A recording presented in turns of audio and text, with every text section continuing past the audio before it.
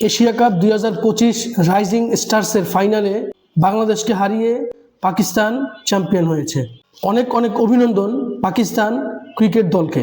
এই ম্যাচে বাংলাদেশ এক কথায় দুর্দান্ত ক্রিকেট খেলেছে। যদিও ভাগ্য তাদের সাথে ছিল না, তারপরেও বাংলাদেশ পাকিস্তানকে 125 রানে আটকাতে পেরেছে।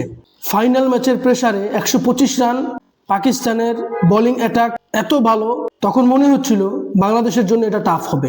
যা কথা তাই, পাওয়ার প্লেতেই বাংলাদেশ 3 উইকেট হারিয়ে ফেললো এবং মাত্র 53 রানে বাংলাদেশ 7 উইকেট চলে গেল। তখন আসলে জয়ের আশা তো দূরের কথা, কেন জানি বাংলাদেশ 70 রানে অল আউট হয়ে যাবে। পাকিস্তানের সুফিয়ান মুকিম দুর্দান্ত বোলিং করেছে, পুরা টুর্নামেন্ট জুড়ে অসাধারণ বোলিং করেছেন সুফিয়ান মুকিম।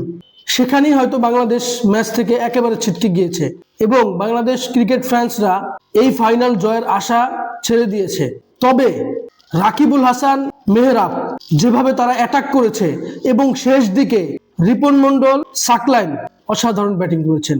বাংলাদেশের যখন 9 বলে 20 রান দরকার, তখন বাংলাদেশের অলরেডি 9 উইকেট পড়ে গেছে। এইখান থেকে এইরকম প্রেসার ম্যাচে বাংলাদেশ যে ড্র করেছে, এটাই ছিল অবিশ্বাস্য।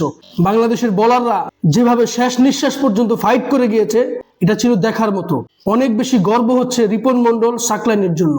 যদিও পুরো ম্যাচ জুড়ে আমাদের একাধিক ভুল ছিল। Zeeshan Alam easy catch miss করেছে, রান আউট মিস হয়েছে, টপ অর্ডার আরেকটু রয়েস হয়ে খেলার দরকার ছিল, সেটাও করতে পারেনি।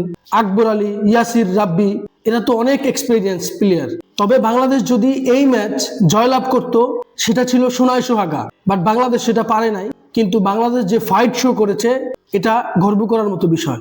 আর যদিও বাংলাদেশ এই ম্যাচ জিতে যেত, তাহলে বাংলাদেশের যে ভুলগুলো রয়েছে সেগুলো এই তরুণ ক্রিকেটারদের মধ্যে রয়েই যেত। এই টুর্নামেন্টে Ripon Mondal highest wicket taker. IPL, PSL এর অনেক প্রতিভাবান প্লেয়ারদের সাথে টক্কর দিয়ে রিপন মন্ডল নিজেকে যেভাবে উঠিয়ে এনেছেন, এটা ছিল দেখার মতো। শুধুমাত্র বাংলাদেশি বলে IPL, PSL এ আমাদের রিপন মন্ডলরা উপেক্ষিত থাকে। অসাধারণ সাকলাইন, মেহরাব, রাকিবুল হাসান, রিপন মন্ডল দুর্দান্ত ক্রিকেট খেলেছে। এইখান থেকে বাংলাদেশের অনেক দূর যাওয়ার আছে। বাংলাদেশিদের প্রেসার মোমেন্টে ক্যাচ মিস করা, এটা আমাদের ব্লাডে রয়েছে। কেননা 2014 এশিয়া কাপে শাহিদ আফ্রিদির ক্যাচ মিস করেছিল মুশফিকুর রহিম। 2015 বিশ্বকাপে ইংল্যান্ডে তামিম ইকবাল ক্যাচ মিস করেছিল।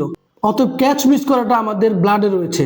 এই প্রজন্মের জিসান আলম সেমিফাইনালে ক্যাচ মিস করেছে, ফাইনালে ইজি ক্যাচ মিস করেছে এবং ব্যাটিং এও কোনো অবদান রাখতে পারেনি।